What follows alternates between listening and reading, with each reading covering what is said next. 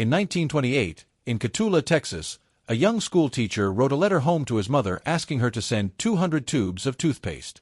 He explained that his students lacked the most basic necessities. "I want to be the president who helped the poor find their own way and protected the right of every citizen to vote in every election." His name was Lyndon Baines Johnson. "I want to be the president who helped to end hatred among his fellow men."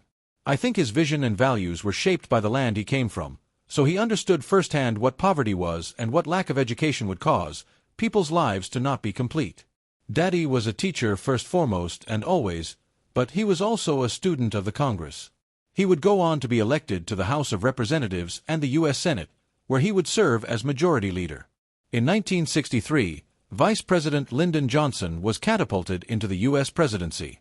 "All I have I would have given gladly not to be standing here today."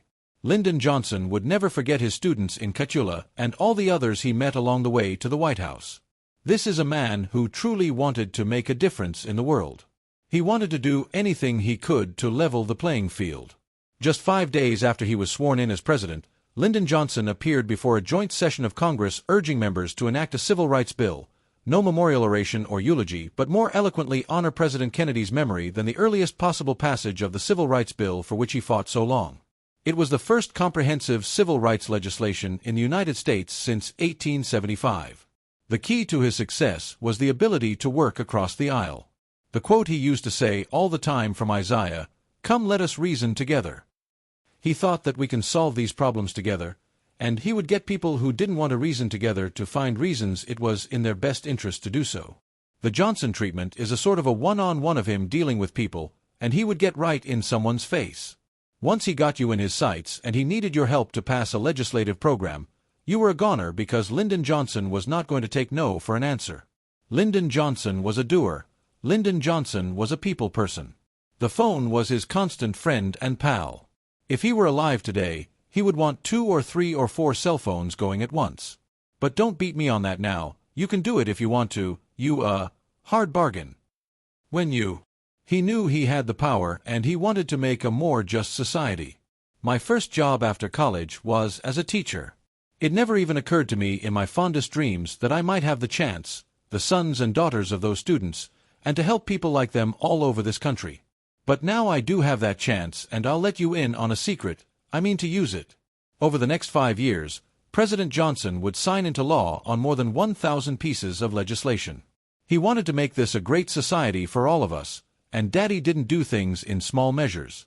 There's so many people whose lives have been transformed because of laws that were passed as part of the Great Society programs, his accomplishments in civil rights, immigration reform, scholarship programs, Job Corps, the environment, Medicare, the Voting Rights Act, the National Endowment for the Arts, the Head Start program, the Clean Air Act, Medicaid, the Higher Education Act. I think he would tell you the Voting Rights Act was the most important, the most significant, because he knew that if every citizen had the opportunity to participate in the political process, the other benefits would flow. Lyndon Johnson was greatest legislator that ever occupied the White House and became the most powerful president in perhaps the history of the United States in terms of passing legislation. After leaving the White House, President and Lady Bird Johnson returned to their Texas ranch. Their focus was now on building a presidential library that would preserve the records of the past and a school that would educate a new generation of public servants. This library will show the facts, the story of our times, with the bark off. It's the bark off that makes us a unique institution. Lyndon Johnson wanted scholars to see everything in his administration. He didn't want to hide anything. You and everyone else who sees that legacy can make your own judgment about it. Give it your own grade. It's almost incalculable the progress that was made at that time that he oversaw.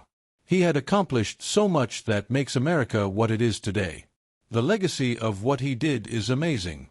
President Johnson didn't want this institution just to look. He wanted it to look forward and to address the pressing issues of our time now. The LBJ Foundation supports the LBJ Library and Museum and the LBJ School of Public Affairs at the University of Texas.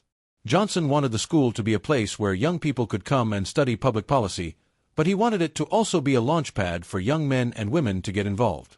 I'm inspired by our students. I see the school as the living legacy. Every student here and faculty too wants to change the world in some way. At LBJ, everybody has a sense of urgency, I have got to get out so that I can do something to impact the community, and that's where I'm at. Our job is not only to give them the skills, but give them the vision, the understanding of how they can use their talents to really do something special.